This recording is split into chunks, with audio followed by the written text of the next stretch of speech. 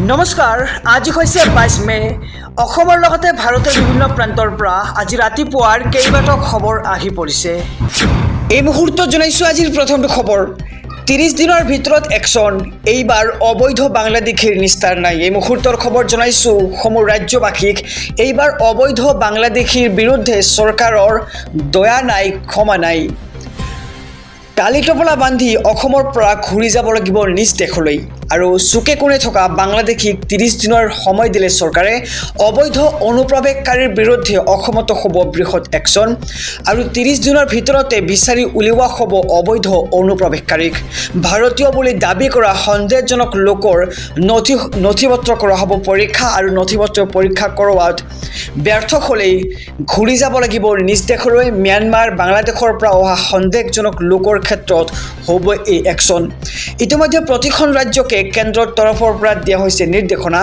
ৰাজ্যসমূহক অনুপ্ৰৱেশকাৰীৰ চিনাক্তকৰণ আৰু বিতৰণৰ ক্ষমতা দিছে কেন্দ্ৰই আৰু বিতৰণৰ বাবে চিনাক্ত কৰা ব্যক্তিক ৰখাৰ ব্যৱস্থা কৰিবলৈ নিৰ্দেশ দিছে কেন্দ্ৰৰ ফালৰ পৰা আৰু পৰ্যাপ্ত জিলা পৰ্যায়ৰ ডিটেনশ্যন চেণ্টাৰ স্থাপন কৰিবলৈ নিৰ্দেশ দিছে কেন্দ্ৰৰ ফালৰ পৰা আৰু সীমান্তত চোকা নজৰ ৰাখিবলৈ নিৰ্দেশ BSF আৰু আছাম ৰাইফলছক আৰু অবৈধ বাংলাদেশী আৰু ৰোহিংগিয়াৰ অনুপ্ৰৱেশকাৰী ৰোধৰ বাবে এই সিদ্ধান্ত গ্ৰহণ কৰিছে কেন্দ্ৰীয় চৰকাৰে আৰু এইবাৰ অবৈধ বাংলাদেশীৰ বিৰুদ্ধে চৰকাৰৰ দয়া নাই, ক্ষমা নাই।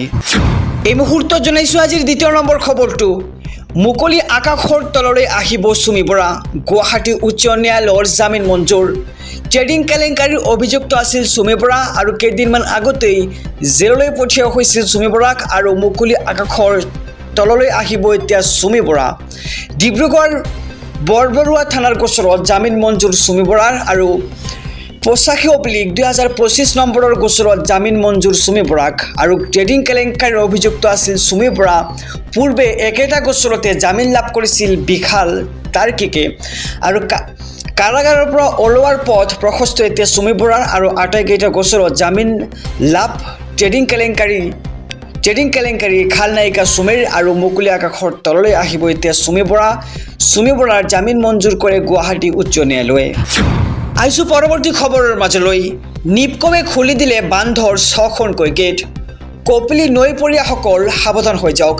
নিপকৱে পুনৰ খুলি দিলে বান্ধৰ 6খনকৈ গেট।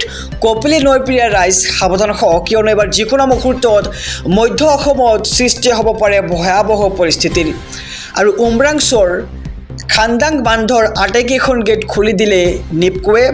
কেইবাদিন ধৰি নেৰানেপেৰা বৰষুণ দি থকাৰ বাবে খুলি দিলে বান্ধৰ 6খনকৈ গেট আৰু মঙলবাৰে নিপকৱে খুলি দিছিল বান্ধটোৰ 6খনকৈ গেট আৰু যাৰ ফলত হুৰাহুৰে বাঢ়িছে কপিলী নৈৰ জলপৃষ্ঠ।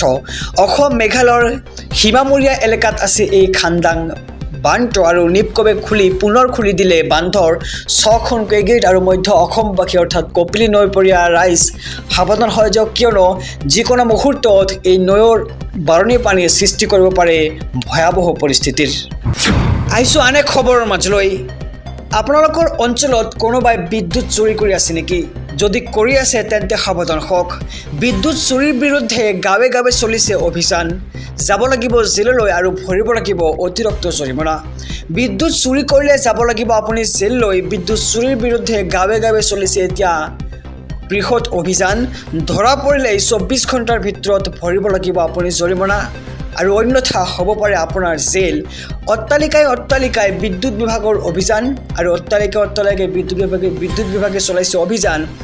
চুৰি বৈদ্যুতিক কানেকশ্যনৰ বিৰুদ্ধে কঠোৰ হৈছে APDCL আৰু বাক্সাৰ বৰমাত চুৰি বৈদ্যুতিক কানেকশ্যনৰ বিৰুদ্ধে চলিছে বৃহৎ অভিযান। সমগ্ৰ দেশবাসীৰ বাবে এক ডাঙৰ খবৰ। কাৰ পক্ষত ৰায় দিব উচ্চতম ন্যায়ালয়ে?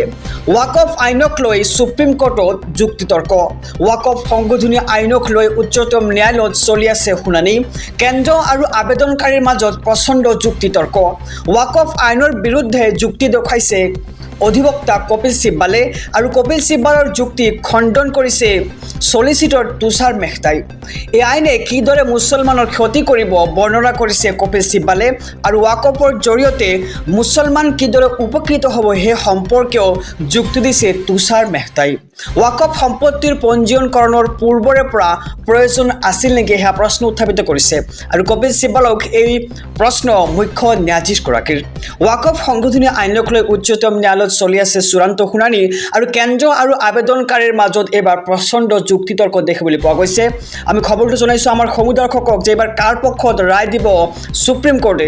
ৱাকফ আইনৰ বিৰুদ্ধে যুক্তি দৰ্শাইছে এইবাৰ অধিবক্তা কপিল চিব্বালে।